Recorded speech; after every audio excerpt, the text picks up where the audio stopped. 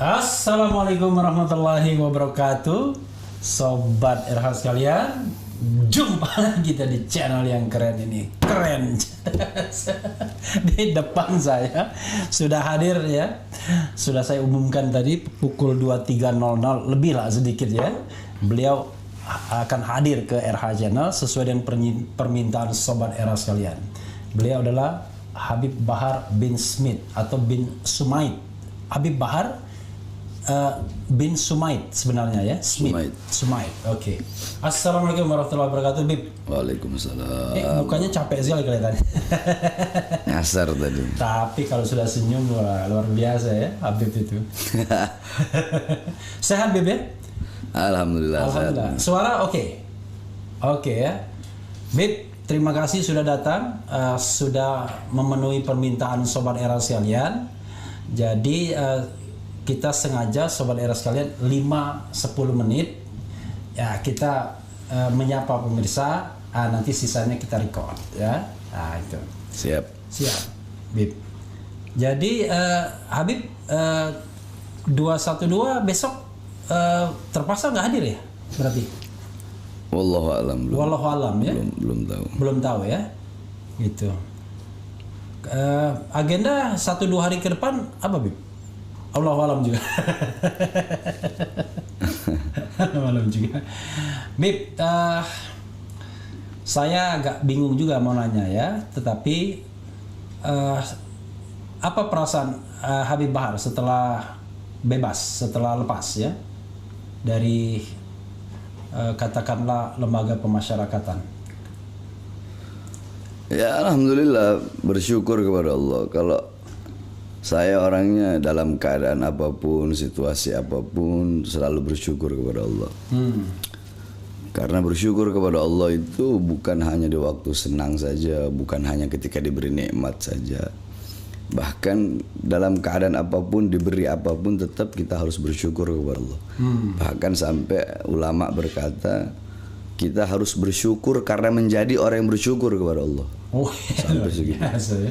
Jadi orang-orang banyak Bahar bin Smith di penjara, Bahar bin Smith di penjara.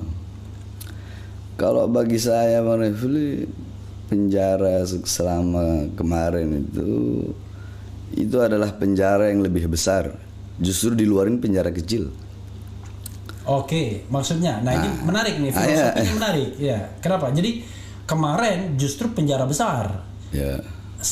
Di luar ini penjara kecil malah. Lebih kecil lagi di RH Channel. Oke, silakan. Menarik ini. Silakan. Bang Refli katanya, kenapa kok Habib bilang di luar itu penjara kecil, di dalam penjara besar? Ya, itulah poinnya. Walaupun rasanya saya pernah mendengar itu dari Habib sendiri.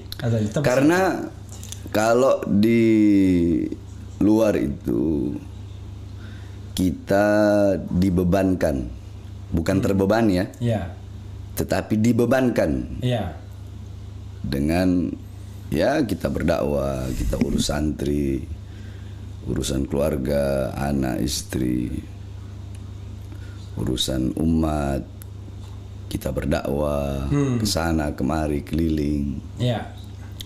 Sehingga waktu dengan Allah itu sedikit. Bukan berarti ya kita tetap melaksanakan kewajiban, tapi kita memiliki waktu sedikit untuk bermesraan dengan Allah.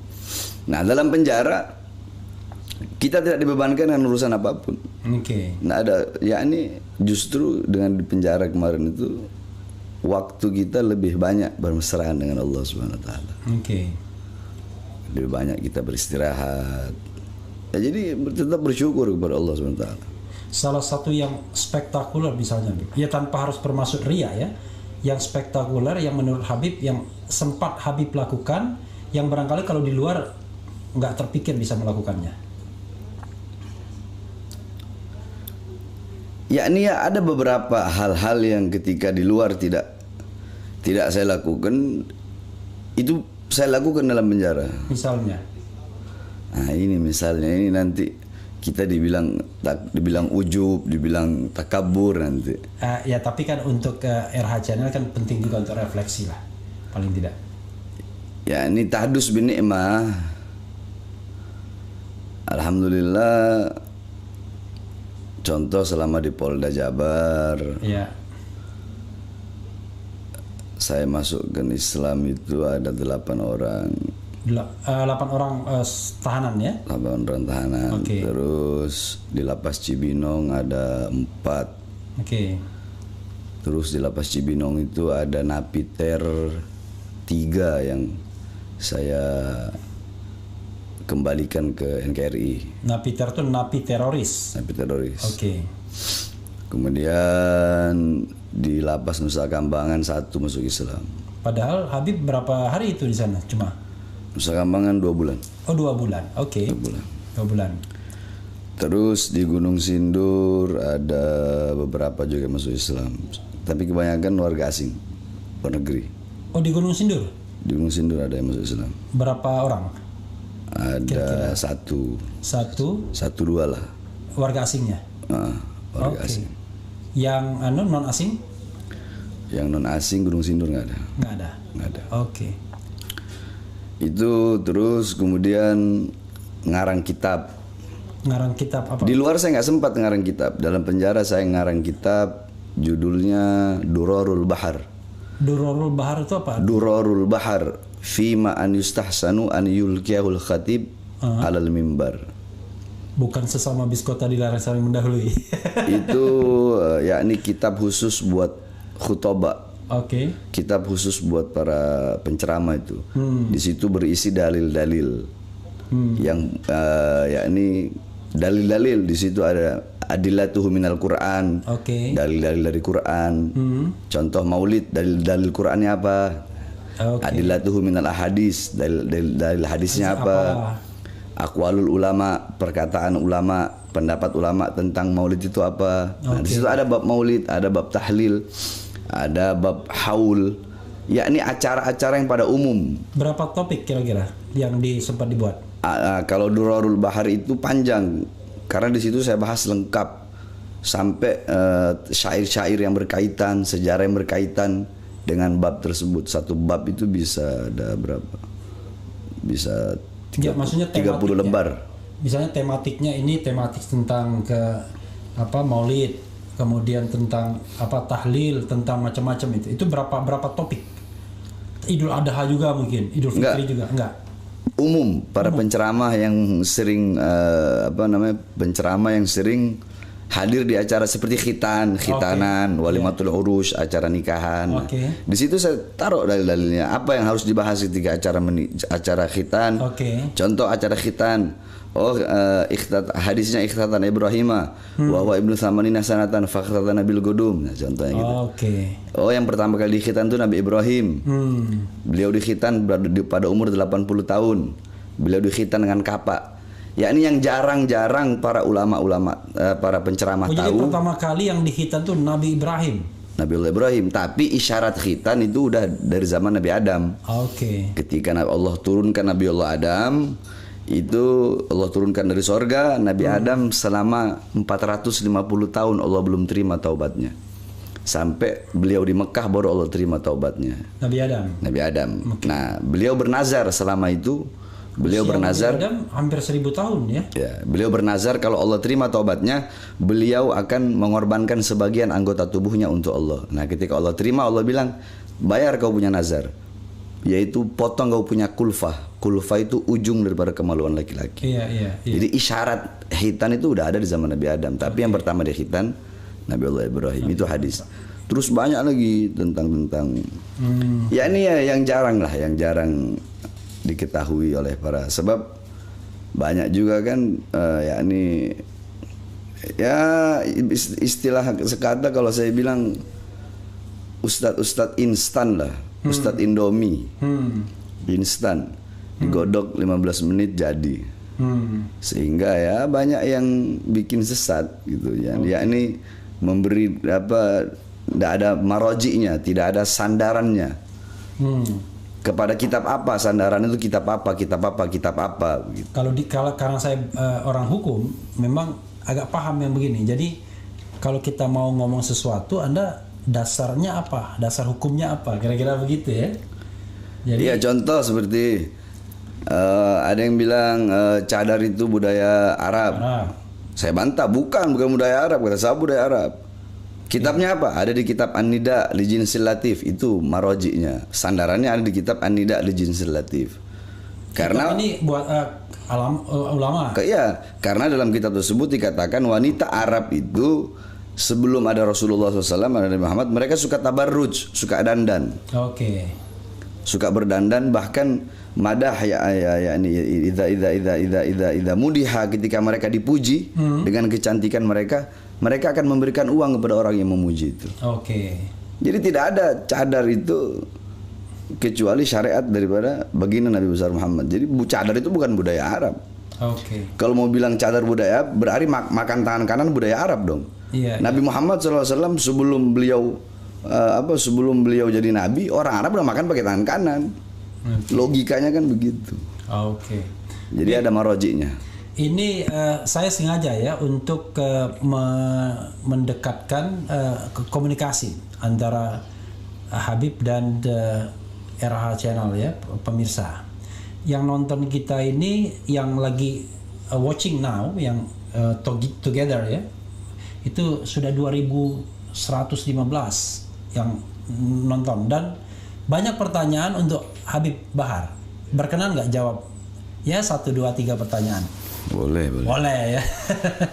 Tentu yang saya akan pilihkan pertanyaan yang memang benar-benar relevan pertanyaannya ya. Nah ini ada pertanyaan, Habib kapan menjenguk Habib Rizik katanya di Bareskrim Mabes. Ini ada pertanyaan itu, Bib. Kemarin sempat mau besuk beliau, cuma nggak jadi. Ya. Insya Allah secepatnya bakal besuk beliau. Oke. Ada yang memang mengucapkan salam dari Lampung, Bung RH, tolong sampaikan salam hormat saya dari Lampung buat Habib Bahar. Habib Bahar love tanda love. Oh ya, salam buat jamaah Lampung. Nah ini Bib. Jadi biar akuntabilitas ya kan. Jadi saya, nah ini, jadi banyak, nggak mungkin saya sebutkan semua kan. Nah, ini yang sedang menonton kita Bib ya. Oke. Oh iya. Yang ini 2375 watching now. Nah, jadi ada biar mereka bisa jawab langsung dari Habib ya. Oke,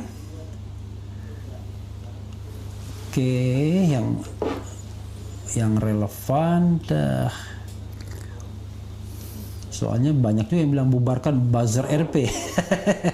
ada juga yang begitu ya. Oke. Jadi saudara sekalian, jangan salahkan saya kalau saya susah membacanya karena bergerak terus ini chat ya. Nah ini, oh ini dia ya, menjenguk apalagi ya. Semoga kita semua tetap dalam lindungan Allah Subhanahu Wa Taala. Ini bukan pertanyaan ya. Tanyakan tanggapan beliau tentang Habib Keribu, nggak paham saya ini. Habib Keribu itu siapa? Nggak tahu ya. Nggak tahu. Nggak ngerti Habib Keribu. Kemudian rata-rata bertanya.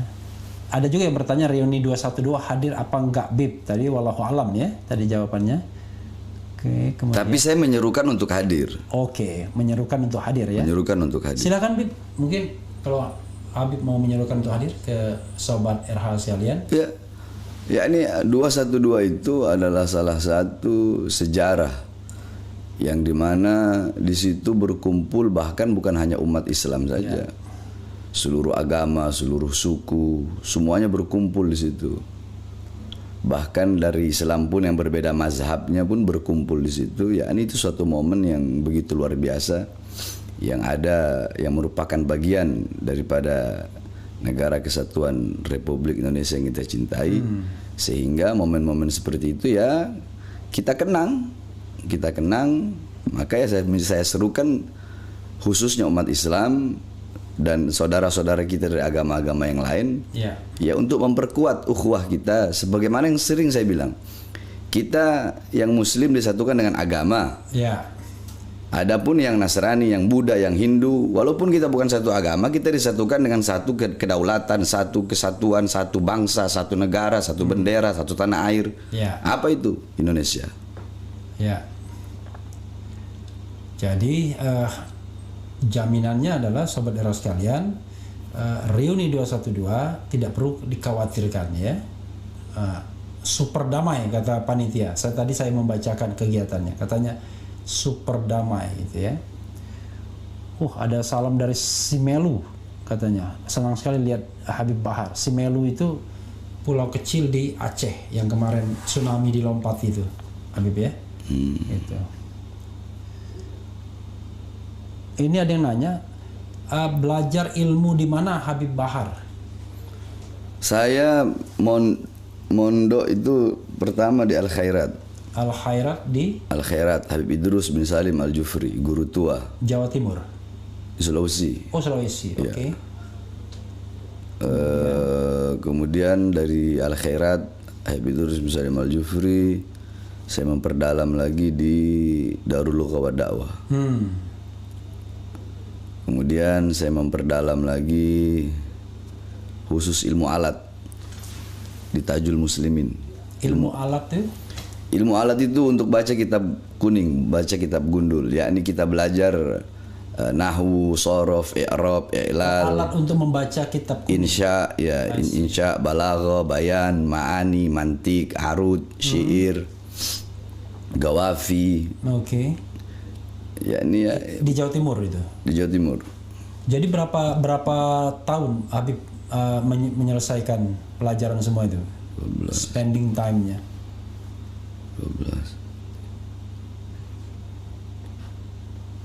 18 tahun lah. 18. Selama 18 tahun.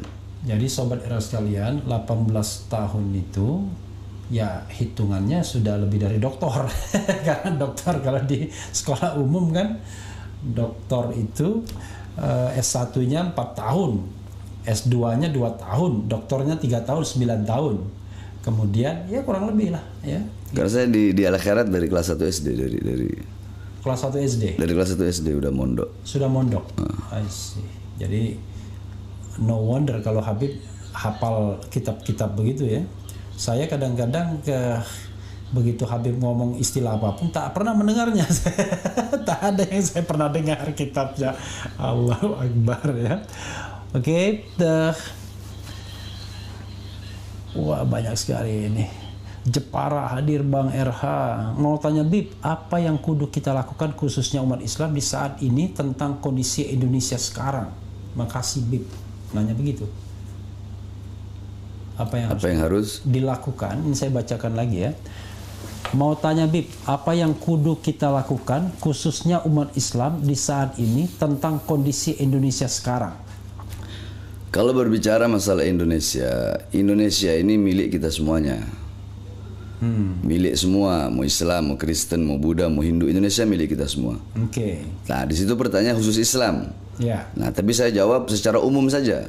Ya. Kita sebagai bangsa, sebagai rakyat yang mencintai negara kesatuan Republik Indonesia, wajib untuk membela tanah air kita sampai titik darah penghabisan. Oke. Nah, jadi kita nggak butuh kepada 1000 pemuda yang tidak ada kecemburuan, yang tidak ada rasa kesal ketika melihat bangsa Indonesia, rakyat Indonesia sengsara, acuh begitu. Kita nggak butuh. Tapi kita lebih butuh satu pemuda yang peduli kepada bangsa, peduli kepada rakyat. Dia rela mengorbankan nyawanya, jiwanya demi Indonesia daripada 1000 pemuda yang tidak pernah peduli sama sekali. Apalagi yang hedonis ya.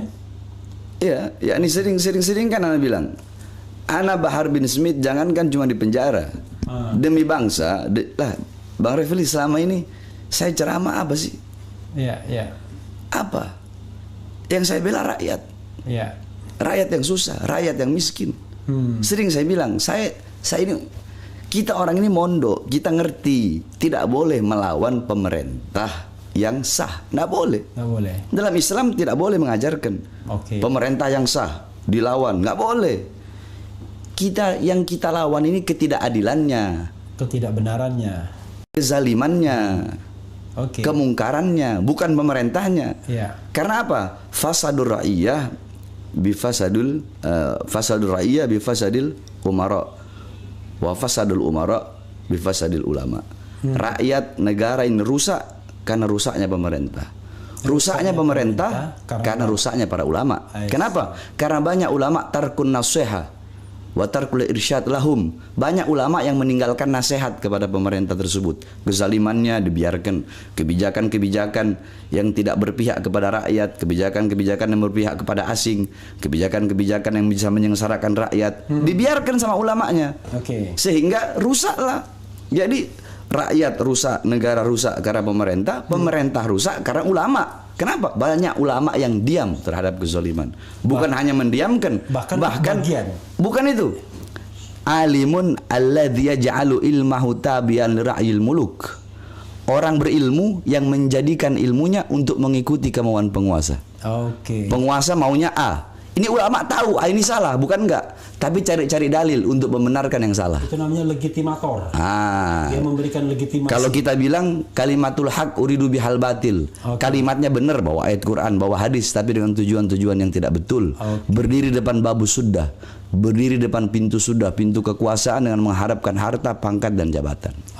Karena di dalam hukum yang saya pahami, hukum non agama, memang kayak Pak Mahfud bilang, saya ini hakim, mau membenarkan ada dalilnya, mau menyalahkan ada dalilnya.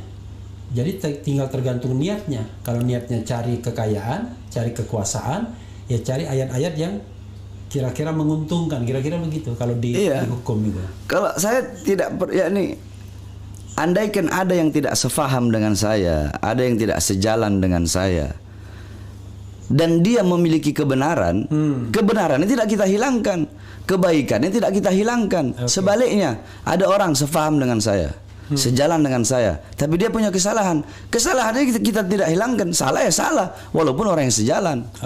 Kalau ada kebenaran dari orang yang tidak sefaham, tidak sejalan, ya kita benarkan kebenarannya, tidak akan kita hilangkan. Sebaliknya, yang salah walaupun sejalan dengan kita, ya kita salahkan.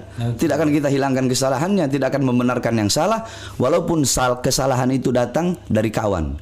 Dan tidak akan menyalahkan yang benar walaupun kebenaran itu datangnya dari lawan atau orang yang tidak sejalan dengan kita. Intinya kita tidak pernah khawatir bahkan kehilangan teman sekalipun kalau memang kita menyatakan yang hak, kira-kira begitu. Ya ini intinya tawassut. Kita itu berada di tengah. Berada di tengah. Yakni jangan hubbuka syai' yu'mi wa yusimmu. Kalau kata Rasulullah, jangan kecintaanmu kepada sesuatu membuat kau buta dan tuli. Maksudnya bukan buta mata tuli telinga, buta hati. Kehilangan objektivitas. Tuli hati, Yang halal jadiin haram, yang haram jadiin halal, yang benar jadi salah, yang salah jadi benar. Bib, ini ada yang tanya ya, mengapa Habib kurang membahas tentang tasawuf dan tarikot gitu? Salam Habibana gitu. Bukan kurang membahas tentang tasawuf dan thariqah, Bang Rafli. Saya ini ngajar di pondok setiap malam Selasa. Itu saya ngajar kitab Mukasyafatul Qulub karangan Imam Ghazali. Saya ngajar kitab Ihya Ulumuddin karangan Imam Ghazali. Saya ngajar kitab Nashihud Diniyah karangan Habib Abdullah bin Alwi Al-Haddad. Saya ngajar kitab Ar-Risalah karangan Imam Al-Qushairi, Risalah Al-Qushairiyah. Itu semua kitab tentang tasawuf. Cuma nggak pernah ada yang masukin ke YouTube. Yang masukkan YouTube kitab-kitab tentang kritik kepada pemerintah. Giliran saya lagi kritik pemerintah, lagi ceramah tegas keras, masukin ke YouTube. Saya ceramah bahas akhlak, bahas tasawuf, bahas syariat, bahas hakikat, bahas tarekat. Mana ada yang masukin ke YouTube? Nggak ada. Nah kalau di Refli Harun Channel kan mereka insya Allah tahu kan. Iya makanya. Dan juga ada orang bilang, wow itu Habib Bahar ceramahnya keras, marah-marah, berapi-api. Saya ceramah begitu itu bukan kita orang ini nggak tahu dalil. Justru makanya saya kan bilang terserah orang mau bilang apa, terserah, saya nggak pernah peduli. Mereka mau bilang Bahar bin Smith begini ceramahnya marah-marah, Rasulullah itu tidak pernah begitu. Kata siapa? Kata siapa Rasulullah tidak pernah begitu? Rasulullah SAW dikatakan kana idza khataba ihmarrat ainahu.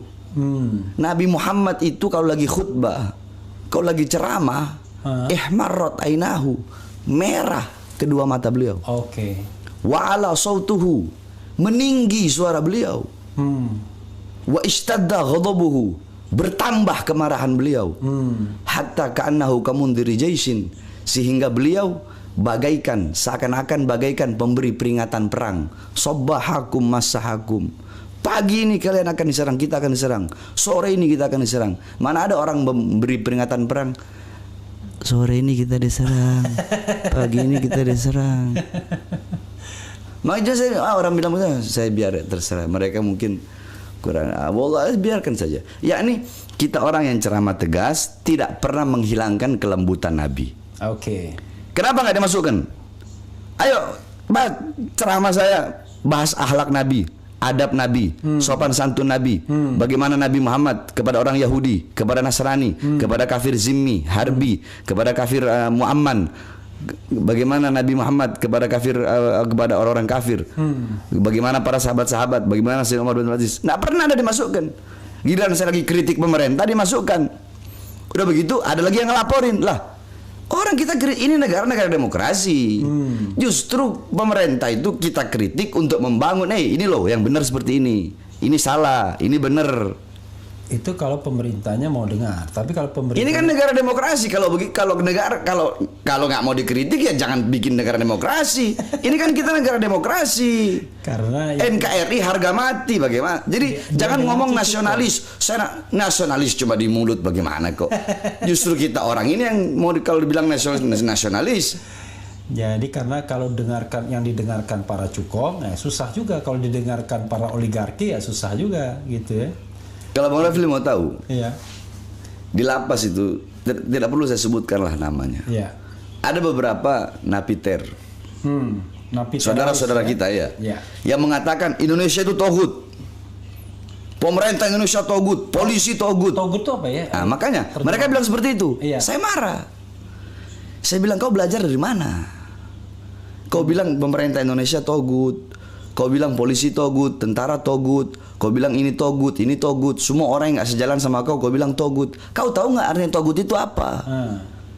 Jangan kau hanya ini. Ini saya jelaskan. Satu, dalam kitab tafsir Ma'alimut Tanzil Al-Imam Baghawi, dalam tafsir Jami'ul Bayan Al-Imam Ibnu Jarir At-Tabari, yakni qala Abdullah bin Mas'ud ay at-taghut al-kahin au as-sahir. Sayyidina Abdullah bin Mas'ud berkata, toghut itu adalah kahin, dukun, au sahir atau penyihir.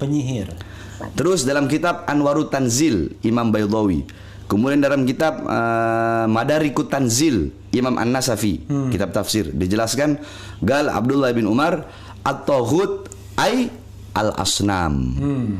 Toghut itu adalah berhala. Oke. Tadi penyihir berhala. Au Ka'ab ibn Ashraf atau Ka'ab ibn Ashraf. Ka'ab ibn Ashraf itu pemuka Yahudi. Pemuka Yahudi di zaman Nabi Muhammad. Iya, Ka'ab ibn Ashraf. Nah, kemudian ada lagi di dalam kitab tafsir Ibnu Katsir. Kemudian tafsir Bidayah wa Nihayah Imam Al-Qurtubi. Di situ dijelaskan qala Malik ibn Yasir at-taghut ay al-iblis. Au asyaiton. Togut itu iblis. Togut itu syaiton. Tafsir Jalalain Al-Imam Jalaluddin Al-Mahalli dan Imam Jalaluddin Suyuti. Tafsir Ad-Durrul Manthur, Tafsir Al-Ma'thur Al-Imam Suyuti. Kemudian dikatakan di situ ini yang paling sahih. Gala Sayyidina Umar bin Khattab, berkata Sayyidina Umar bin Khattab, at-taghut kullu ma abina min dunillah fa huwa taghut. Apapun yang disembah selain Allah itu adalah toghut. Saya bilang ke mereka, ini pemerintah Indonesia mayoritas muslim, toghutnya di mana? Itu polisi muslim, yang kalian bom itu orang muslim. Kalian ngebom Polres itu mati orang muslim. Yang kalian bilang toghut, toghutnya di mana? Sedangkan penjelasan yang sudah saya jelaskan tadi tentang toghut itu, mana toghutnya? Nah, dari situlah akhirnya mereka mulai paham, lama-lama masuk ya. Akhirnya mereka, ya sering saya katakan hadis hubbul watan minal iman. Cinta tanah air itu bagian daripada iman. Apa itu waton? Nah, Al-Imam Ibnu Alan beliau mengatakan juga apa itu waton. Al-Imam Ibnu Alan, terus Al-Imam Ibnu Athir, yakni para ahli kata. Beliau ini para ahli kata, ahli bahasa.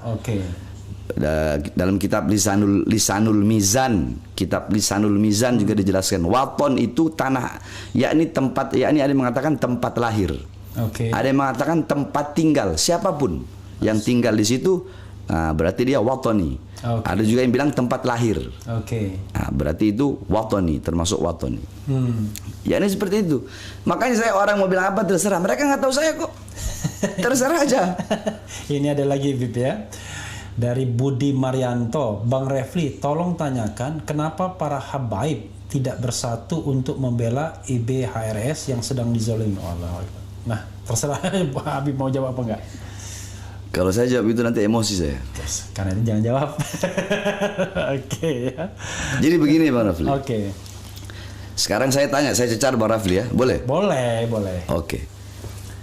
1 tambah 9 berapa? 10. 8 tambah 2? 10. 5 tambah 5? 10. 6 tambah 4? 10. 7 tambah 3? 10. Hasilnya sama nggak? Sama. Cara pembagiannya? Beda. Begitulah habaib. Ada yang lembut, ada yang berdakwah, ada yang tegas, ada yang amar ma'ruf, ada yang nahi mungkar. Ada yang tukang ngadu-ngadu ke polisi juga ada juga. Ya, kalau itu nggak termasuk di hitungan tadi. Oh, nggak masuk hitungan tadi ya, karena hasilnya beda itu. Nah, yakni ya itu tadi, walaupun berbeda, tapi hasilnya sama, tujuannya sama, yakni mencari ridha Allah, yakni untuk maslahat umat, untuk maslahat bangsa, untuk maslahat negara, walaupun dengan cara yang berbeda-beda. Sama seperti Bang Rafli. Bang Rafli ini mau bikin sawah. Bang Rafli mau bikin sawah, ini sawah ya. Bang Rafli nanam padi.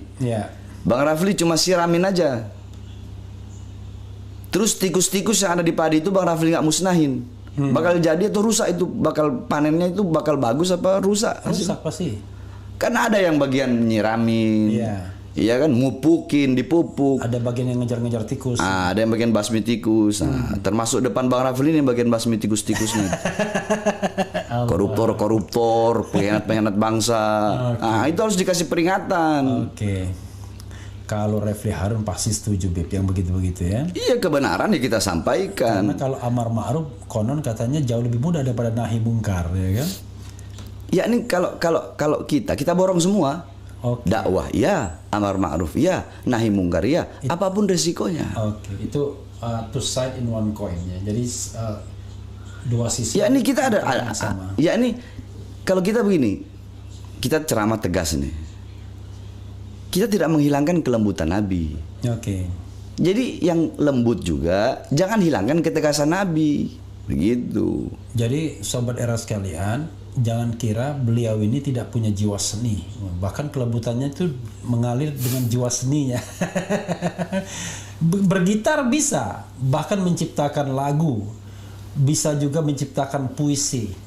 Saya bahkan lihat di YouTube itu beliau itu mengubah syair tentang Aisyah istri Rasulullah. Benar Beb ya? Sayyidah Aisyah ya. Iya, jadi Sayyidah Aisyah gitu ya. Gara-garanya dibikin syair yang populer, lalu tiba-tiba Habib bikin Sayyidah Aisyah gitu. Ada juga saya bikin syair tentang Sayyidah Khadijah juga. Oh, Sayyidah Khadijah juga. Tapi kalau Sayyidah Khadijah itu saya bikin nadanya, aransemennya saya yang bikin. Ada juga itu. Ada. Tentang Sayyidah Khadijah. Nah, jadi biar orang nggak hanya kenal Sayyidah Aisyah aja, tapi kenal juga Sayyidah Khadijah. Nanti orang akan tanya, saya pengen dengar lagunya dong, Bib. Oh, saya orangnya nggak kayak orang lain, mau beli. Saya orangnya nggak nyari suhro. Suhro itu masyhur. Ketenaran. Saya paling benci itu. Justru saya pindah dari Jakarta ke Bogor itu mau sembunyi. Biar orang-orang nggak ada yang tahu. Semakin saya sembunyi makin dicari malah. Ya, tapi kan orang kan ingin mendapatkan apanya? Gini, kan tergantung niatnya kan. Kalau niatnya untuk kemaslahatan kan bagus-bagus saja kita menyampaikan sesuatu syair kan. Artinya orang bisa menikmati itu kan sebagai karunia kan. Sama seperti saya pernah bikin syair begini. Iya. Saya punya istri pernah tanya, "Kakak, apakah bisa dalam satu hati itu berkumpul dua cinta?" Luar biasa. Ada filmnya tuh, Satu Hati Dua Cinta. Saya jawab begini, jikalau tidak bisa kukumpulkan dua cinta dalam satu hati, maka akan aku kumpulkan cinta dan takut dalam satu hati, mencintaimu dan takut kehilangannya.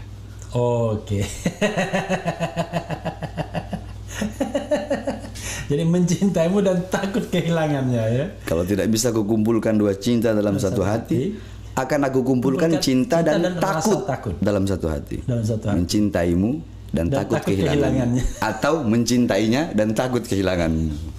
Saya kok tiba-tiba tergoda, Bib. Tapi entahlah ya, ini agak sensitif sedikit ya. Soal ini, Bib. Soal istri-istri Rasulullah.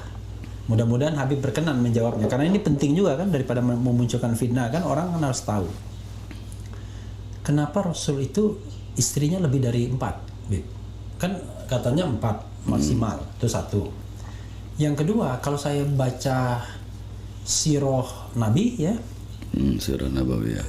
Sirah Nabawiyah itu Rasul itu menikahi putri Sayyidina Abu Bakar, kemudian menikahi putri Sayyidina Umar, tapi Sayyidina Umar menikahi bahkan putri dari Fatimah, Sayyidah Fatimah, ya kan, dengan Ali bin Abi Thalib, Sayyidina Ali. Sayyidah Fatimah dinikahkan dengan dengan Imam Ali.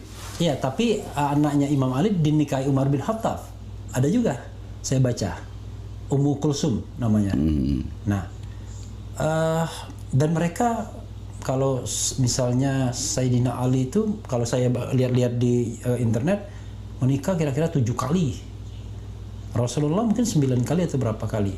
Itu padahal zaman modern ini orang sulit sekali. Ya, Habib ya. Terutama yang tadi yang soal batasan 4 pada saat yang bersamaan itu. Kenapa Rasul kok bisa lebih dari itu? Iya, ya ini kita tidak bisa memposisikan, menyamakan diri kita dengan para nabi dan rasul. Ya. Apalagi Nabi Muhammad. Ya. Yang merupakan Sayyidul Anbiya wal Mursalin, pemimpin para nabi dan pemimpin para rasul. yakni Allah memberikan khasais, Allah memberikan kekhususan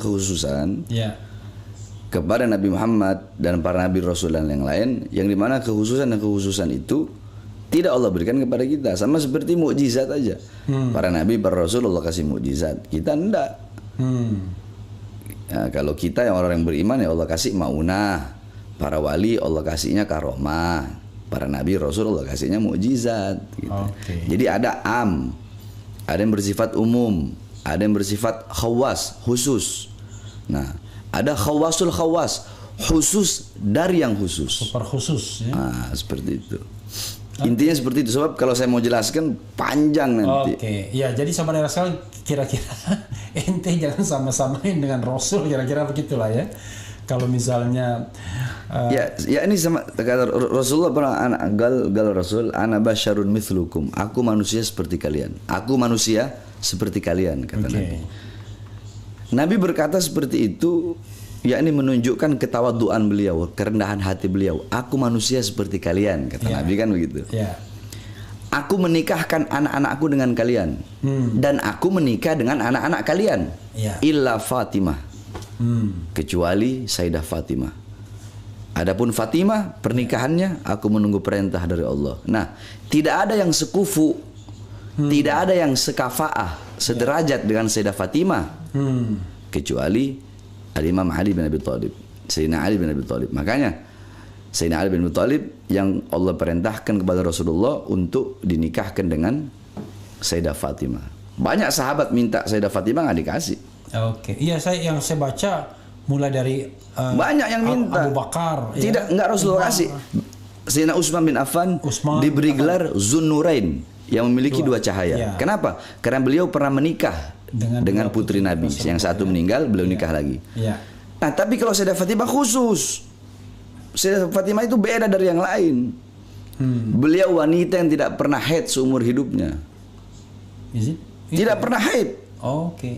Sayyidah Fatimah seorang wanita yang tidak pernah haid. Sayyidatun Niswa fid dunya wal akhirah, pemimpin wanita di dunia dan di akhirat. Manusia yang masuk surga pertama setelah Nabi Muhammad SAW.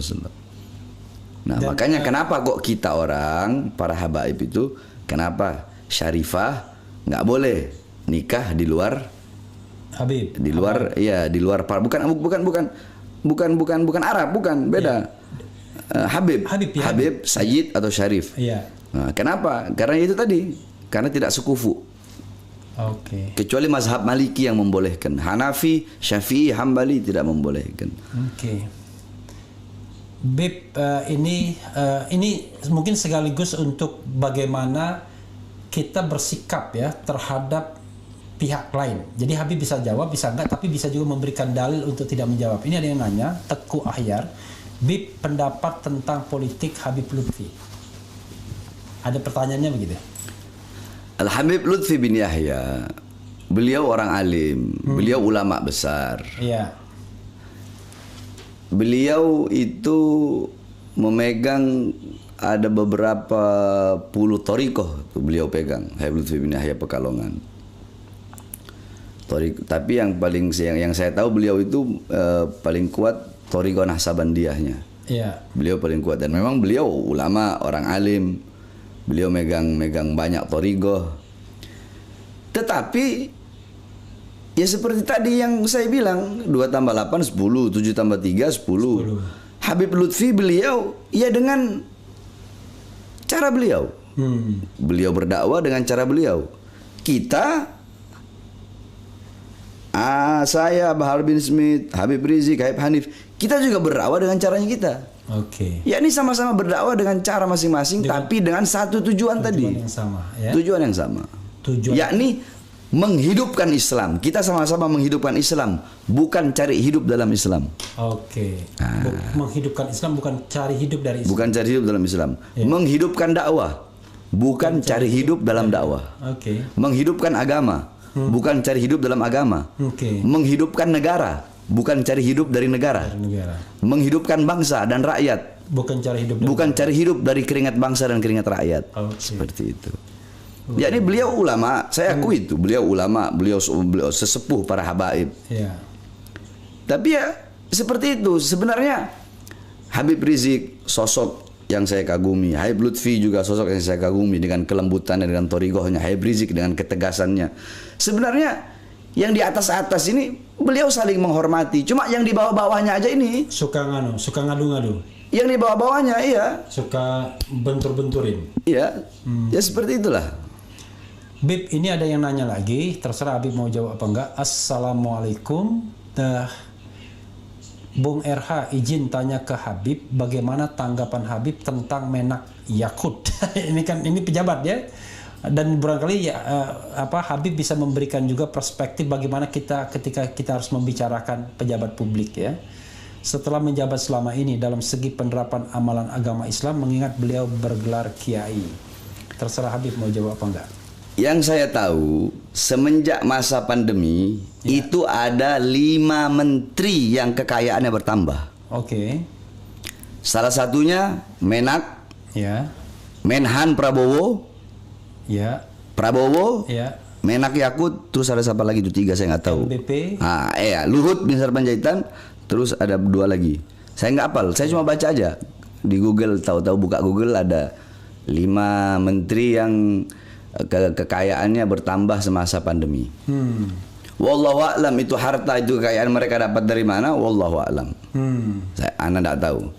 Tetapi kalau pendapat ana tentang Menak Yakut ini menamai menteri agama.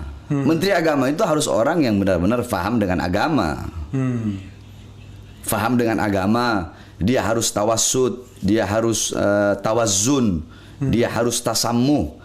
Tapi yakni tasammuhnya jangan tasamuh yang kebablasan. Kan banyak orang tasamuhnya tasamuh kebablasan. Tasamuh itu apa terjemahannya? Tasamuh itu apa ya bahasa Indonesianya? Toleransi. Oke. Toleransinya kebablasan. Oke. Toleransi kebablasan. Iya. Kalau kayak kita orang nih. Iya. Ya. Bagaimana toleransi kita orang kepada agama lain? Oh, ketika saudara-saudara dari Nasrani sedang Natal, kita jaga gereja. Oke. Cukup kita jaga gereja. Kita tidak mengucapkan selamat. Iya. Tidak masuk ke dalam. Itu kita. Iya.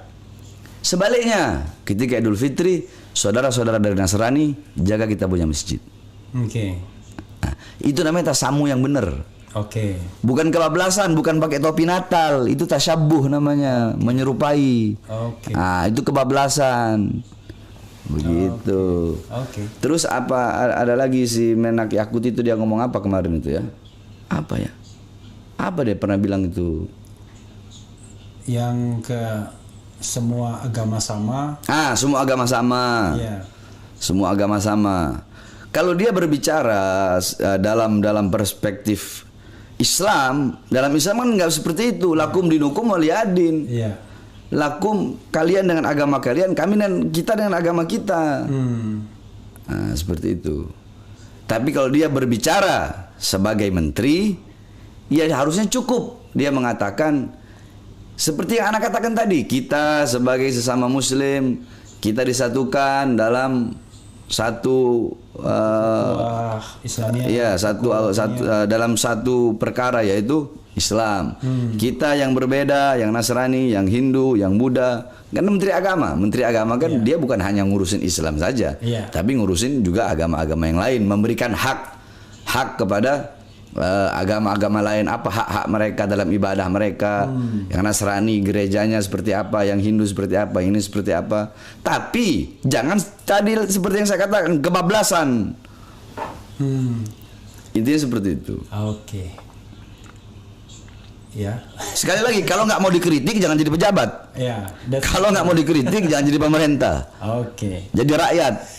Dan itu hak rakyat ya. Jadi saya sering mengatakan gitu ya. Jadi salah satu kewajiban rakyat itu adalah berpartisipasi dalam pemerintahan. Nah, salah satu berpartisipasi adalah mengingatkan. Itu bentuk partisipasi. Jauh lebih baik dibandingkan rakyat yang diam. Ada juga orang yang ngomong kan ngingatin bisa dengan cara baik-baik lah. Kita orang kan punya cara sendiri buat mengingatkan. Oke. Ya mungkin Ana dengan cara Ana. Ya memang beginilah Bahar bin Smith. Ana nggak bikin-bikin ya seperti inilah Ana. Seperti inilah saya. Oke. Bib, ini agak personal ya. Walaupun dalam situasi sekarang ini ada yang aneh. Dilaporkan gara-gara yang beginian. Dari Jess. Assalamualaikum ya Habib. Pernahkah bermimpi ketemu Rasulullah? Terima kasih Habib. Nggak pernah. Kenapa Bib? Karena rokok. Menarik ini ya. Jadi Habib Bahar katanya karena rokok. Belum pernah bermimpi bertemu Rasulullah ya, yang kakek beliau ya. Istrinya itu ya, karena beliau adalah zuriat Nabi Allah. Karena rokok. Kok begitu Bib? Ini menarik.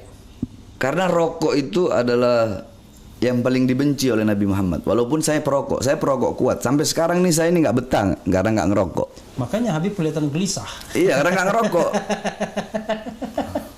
Tapi kan nggak enak juga kalau live merokok. Iya. Rokok itu paling dibenci Nabi Muhammad SAW. Paling dibenci. Bahkan dalam kitab kitab Al-Mawahib dikisahkan ada namanya Habib Ali bin Muhammad Al-Habsyi. Beliau itu yang ngarang Maulid Simtud Duror. Beliau ini mendapatkan magam kewalian yaitu Rasulullah SAW yaqdatan. Melihat Rasulullah dalam keadaan sadar, terjaga, bukan hanya mimpi, tapi ngelihat dalam keadaan sadar, terjaga. Itu magam kewalian beliau yang sangat tinggi. Oke. Satu waktu beliau melihat Rasulullah di Tarim, itu mau masuk ke rumah satu orang. Ketika Rasulullah mau masuk ke rumah satu orang, nggak jadi. Nggak jadi, Rasulullah keluar lagi. Habib Ali bertanya, ya Rasulullah, kenapa engkau mau masuk terus kau keluar lagi? Kata Rasulullah, kata beliau, aku mau masuk karena di situ sedang dibacakan Maulid. Tapi ketika aku mau masuk, ada orang yang di kantongnya ada tembakau, sehingga aku tidak mau masuk. Di kantong ada tembakau aja Nabi nggak mau, apalagi kita isep itu tembakau. Jadi Nabi paling benci dengan rokok. Itulah yang menjadi. Habib Ali dan Rasulullah itu jaraknya jauh. Jauh. Ya ini karena mungkin kalau orang-orang yang adalah yang berbeda pendapat, ya mereka tidak akan, mereka nggak bakal, wah itu nggak ada itu seperti itu. Cuma kan itu kan bisa kita pakai dalam fadhailul a'mal, bisa kita pakai tarhib, bisa kita pakai. Pertanyaannya, kenapa Habib nggak berhenti rokok? Nah ini itu dia. Pertanyaannya. Tapi alhamdulillah, walaupun saya nggak pernah bermimpi bertemu Rasulullah, yang saya yakini bahwasanya penyebabnya adalah karena saya merokok. Tapi ada beberapa orang yang mimpi Rasulullah, yang dimana dalam mimpinya Rasulullah menyampaikan salam untuk Bahar bin Smith. Rasulullah bilang terus berjuang. Adalah tidak perlu saya sebutkan. Ada beberapa orang. Dari luar kota bahkan orang itu. Ada yang dari Sumbawa, ada dari Jawa Timur, ada yang dari Sulawesi. Dan mereka Habib juga. Habib dan Syarifah. Oh, Habib dan Syarifah. Ada yang Syarifahnya. Nah, terus saya bertanya kepada saya punya guru-guru, ya, Habib, kenapa sih kok Rasulullah itu datang kok hanya ini kok nggak langsung gitu lewat mimpi anak? Ya inti masih ngerokok, bagaimana Rasulullah mau inti bisa mimpi Rasul, orang inti masih ngerokok. Ya, ini rokok kan Rasulullah paling benci sama rokok, nggak bakal bisa. Ya ini rokok lah yang menjadi penghalang antara engkau dengan tidak bisa berjumpa dengan Rasulullah SAW. Makanya yang saya harapkan sebelum saya mati saya udah bisa berhenti merokok. Dan sekarang sudah kurang atau tetap? Masih tetap. Masih. Jadi sobat Eros sekalian, pernah sekali saya duduk dengan beliau dan memang nggak putus sih. Itu barang nggak putus. Ini pertanyaan dari saya dan saya kira yakin Sobat Era pasti pengen tahu banyak ya. Tapi jawaban yang hubungan yang personalnya saja. Kenapa Habib sangat sangat mendengarkan? Saya yakin orang seperti Habib ini barangkali yang Habib dengarkan itu tentu orang tua, pasti kan? Karena saya lihat gambarnya bahkan sampai mencium kaki ibu kan? Dan beruntung Habib karena masih punya orang tua. Kalau saya dua-duanya sudah meninggal ya kan. Dan yang amin ya, mudah-mudahan beliau Allah rahmati keduanya insyaallah. Amin ya rabbal alamin. Nah, yang kedua mungkin guru-guru Habib. Tapi orang yang pengen tahu adalah Habib sepertinya sangat menghormati Habib Rizik. Personal saja, nggak bagian-bagian yang mungkin akan membuat. ya ini intinya Habib Rizik itu saya anggap beliau sebagai saya punya guru, saya punya uswah, gutwah, teladan, pedoman dalam berdakwah. Orang yang berani menyampaikan kebenaran, laumata laim, walaupun seluruh dunia membenci beliau tetap selalu menyampaikan kebenaran, menegakkan amar ma'ruf nahi mungkar. Itulah yang jarang dari 100. Mungkin hanya 5% habaib yang seperti itu. Dan beliau termasuk salah satu daripada habaib itu. Beliau saya anggap sebagai saya punya guru, saya punya orang tua. Dan bahkan yakni ketika saya terlibat dalam beberapa kasus-kasus. Dan dulu-dulu beliau orang yang pertama kali selalu membela saya. Makanya sering saya bilang, itu tahun berapa? Saya tidak terikat dengan organisasi apapun. Enggak, tahun berapa waktu Habib Rizik bela Habib? Ya, kasus Ahmadiyah, kasus Mbah Priuk, kasus Demos. Oh, oke. Mbah Priuk 2010, terus ada 2011, 2012. Oke. Setiap ada, ini beliau selalu membela, selalu memberi motivasi. Makanya saya bilang saya tidak terikat dengan organisasi apapun. Saya ini tidak terikat dengan organisasi apapun, tidak terikat dengan organisasi apapun. Termasuk organisasi dakwah apa nggak satu pun ya nggak ada. Organisasi apapun nggak ada saya masuk. Baik organisasi mau organisasi agama, mau organisasi nasional, organisasi apa selain agama itu organisasi masyarakat, ormas, nggak ada. Saya tidak terikat dengan organisasi manapun. Tetapi selalu saya bilang, Habib Rizik, nyawa saya, jiwa saya, buat untuk membela Habib Rizik. Ya ini dalam itu pun termasuk dalam kategori ini para ulama, semua ulama, semua ulama, yang namanya ulama ya kita bela. Tapi kalau ada yang nggak benar ya kita ajar begitu. Itu intinya konsekuensi ya. Jadi logis. Jadi kalau dia benar seperti ini ya. Seperti ibarat pepatah, raja alim, raja disembah, raja lalim, raja disangka. Itu perumpamaan peribahasa ya. Selama dia benar dan lurus, kita hormati, kita bela. Tapi tidak benar dan tidak lurus, kita peringatkan. Kira-kira begitu, Bib ya? Ya, kira-kira seperti itu. Itu kalau peribahasanya Bang Rafli. Kalau saya beda lagi. Apa? Kau baik, saya 1000 kali lebih baik. Oke. Kau jahat sama saya 1000 kali lebih jahat. Oke. Kau lawan saya sambil merangkak, saya lawan kau sambil berjalan. Oke. Kau lawan saya sambil berjalan, saya lawan kau sambil berlari. Kau mau main-main sama saya ajari cara mainnya bagaimana. Ingat, bukan saya di tengah-tengah kau, bukan saya di tengah-tengah kalian, tapi kalian di tengah-tengah saya. Itu peribahasa saya. Oke, ini ada yang bilang begini ya, Bang Refli, tolong ditanyakan, kalam Gus Fuad Pleret, 85% orang Indonesia mengalir darah Nabi Shallallahu Alaihi Wasallam. Apa benar ya? Apakah karena inikah Nabi Shallallahu Alaihi Wasallam sangat menyayangi orang Indonesia? Dari mana dia ininya? Ada dengar info begitu, Bib? Saya nggak kenal, nggak tahu Gus Fuad. Ya? Okay. Yang saya tahu Abuya Maliki, Habib Muhammad bin Abdul Maliki, beliau pernah ziarah ke makbarah makam Nabi Muhammad. Iya. Ketika beliau ziarah di kuburnya Rasulullah SAW, dalam keadaan sadar beliau melihat Rasulullah di belakang ada beberapa golongan, beberapa umat lah. Iya. Abuya Maliki, Habib Muhammad bin Abdul Maliki bertanya, siapa itu? Ya, golongan yang berada di belakangmu. Beliau jawab, oh mereka adalah umat Islam Indonesia. Mereka umat yang aku cintai. Abuya Maliki dari Mekah. Oh, dari Mekah. Dia orang Mekah. Iya, beliau itu imam besar Ahlus Sunnah wal Jamaah. Oke. Abad sekarang, cuma beliau udah meninggal. Oke. Beliau udah meninggal. Mereka adalah umat Islam Indonesia yang aku cintai dan aku sayangi. Nah, ya ini orang nanya, kenapa? Karena tidak ada satu negara di seluruh dunia ketika bulan Maulid Rabiul Awal, tidak ada negara yang lebih banyak merayakan Maulid Nabi seperti negara Kesatuan Republik Indonesia. Oke. Setiap gang-gang, kampung-kampung kecil dari Sabang sampai Merauke semua bikin Maulid Nabi. Karena itulah umat Islam Indonesia menjadi umat yang dicintai oleh Nabi Muhammad SAW, kata Abuya Maliki.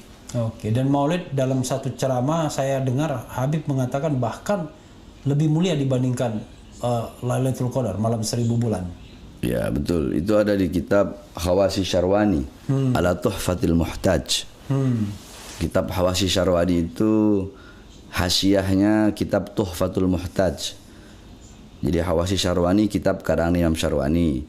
Beliau itu menghasyiahkan kitab Tuhfatul Muhtaj Al-Imam Ibnu Hajar Al-Haytami. Oh, itu kitab Tuhfatul, dia membahas ya.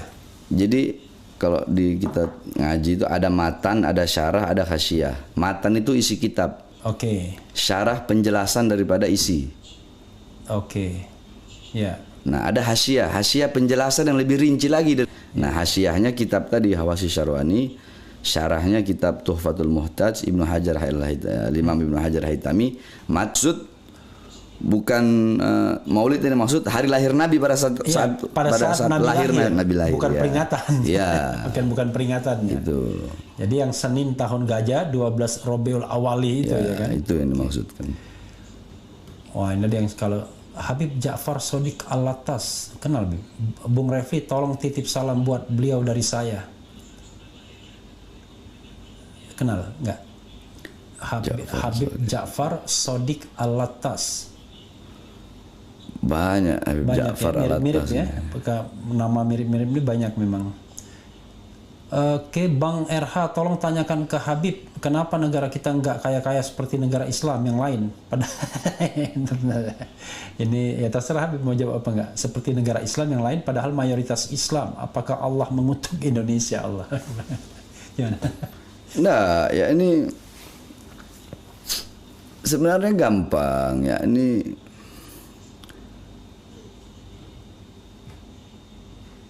bagaimana saya mau jelaskan itu ya?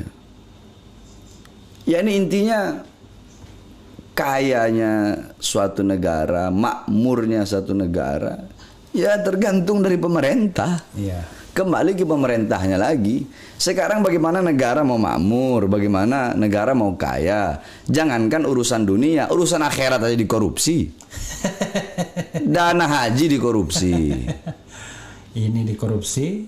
Dan nggak usah urusan ini Bang Refli, jangan urusan dunia lah. Al-Quran dikorupsi. Ya kan? Dana ini masalah agama aja dikorupsi, apalagi urusan jalan, masalah ini. Bagaimana mau sejahtera? Habib masih ada energi, Bib? Atau Habib pengen selesai? Terserah. Oh, kalau terserah. Kita namanya ad-dhaif kal mayyit. Soalnya gini. Tamu itu bagaikan mayat. Oke. Kalau tuan rumah bilang sudah. Tuan rumah bilang lanjut. Ad-dhaif kal mayyit, tamu itu kayak mayat. Soalnya di belakang Habib saya menghormati, kelihatannya sudah kasih lihat-lihat dia. Enggak ya. Dan sahabat sekalian, Habib ini 2 hari udah nggak tidur, Bib ya? Iya. Nggak tidur tuh nggak lelap sama sekali. Banyak tamu. Banyak. Jadi, Banyak. saya berterima kasih betul ya Habib mau datang ke sini ya.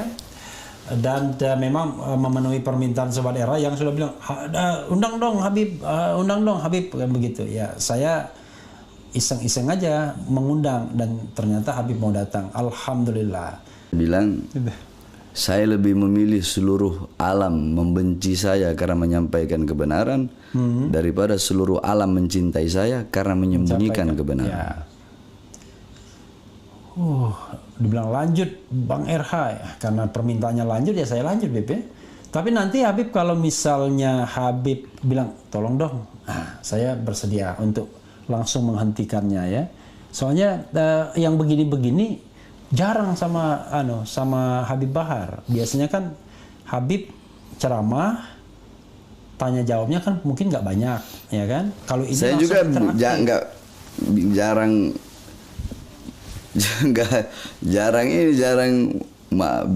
kayak begini nggak pernah. Makanya saya merasa terhormat Habib datang kan. Dan orang kan bahkan saya pernah itu Bang Rafli ceramah satu malam itu ada jadwal 16 tempat, satu malam 16 tapi nggak keburu yang 3, jadi cuma 13 tempat yang keburu. Saya pulang ceramah dari Batam itu jadi yang keburu cuma 13 tempat. Satu tempat saya ceramah cuma 10 menit, selesai jam 4 di Pekojan. Selesai jam 4 subuh. Tapi Habib kepikir nggak ya mau berceramah melalui media kayak YouTube sosial ini? Karena contohnya begini Bib ya, sekarang ini yang menonton kita yang lagi watching ya, now ini 6.569 yang lagi sedang nonton all together. Tapi orang yang menonton sudah nonton kemudian keluar dulu itu jauh lebih banyak lagi gitu. Artinya menjangkaunya kan juga banyak untuk saya kebaikan. Nggak ngerti begitu YouTube apa-apa itu saya nggak ngerti. Kan nanti kan bisa aja nanti kapan-kapan saya hubungin Habib pakai Zoom kan biasa kan kalau zooming live Zoom gitu. Saya nggak tahu Zoom juga saya nggak tahu. Kayak gitu, tapi itu mudah Habib. Bukan perkara sulit karena Habib kan biasa pakai handphone kan orang sekarang. Iya, cuma kalau Zoom apa channel saya nggak ini. Karena sebab saya masih salaf ya ini. Oh, masih bertemu tatap muka. Ya. Karena ngajar langsung. Ya, karena memang beda sih kalau untuk pendalaman tuh beda ya dengan ini. Oke. Tapi kalau, itu dia. Kalau saya lagi ngajar lembut begini, bahas akhlak, bahas adab, nggak ada yang masukin. Jadi orang taunya, oh Bahar bin Smith radikal, arogan, intoleran, terserah. Mau bilang apa terserah. Saya nggak pernah peduli. Tapi kalau Refli Harun ya channel ini harus ada orang yang punya style berbeda-beda. Kalau sama semua ya kan ada yang bilang, ada orang yang mengatakan ya kan. Konon katanya Umar bin Khattab itu Al Faruq ya. Betul-betul tegas membedakan yang akhlak dan yang hak dan yang batil. Kan ada yang orang mainnya selalu abu-abu, kalau dia kan tegas. Ya, hitam-hitam putih-putih, nggak ada abu-abu. Putih-putih. Bahkan saya baca-baca itu ketika Umar datang, itu kan sedang bercengkerama istri-istri Rasul. Ya mungkin cekakak-cekiki sedikit. Begitu Umar datang, diam semua. Sambil senyum Nabi. Kok ada di depan Nabi mereka ketawa-ketawa, begitu ada Umar mereka diam. Katanya ya karena Nabi lebih lembut. Dan Sayyidina Umar bin Khattab, satu lagi saya lanjutin nih, Bang Rafli ngomong.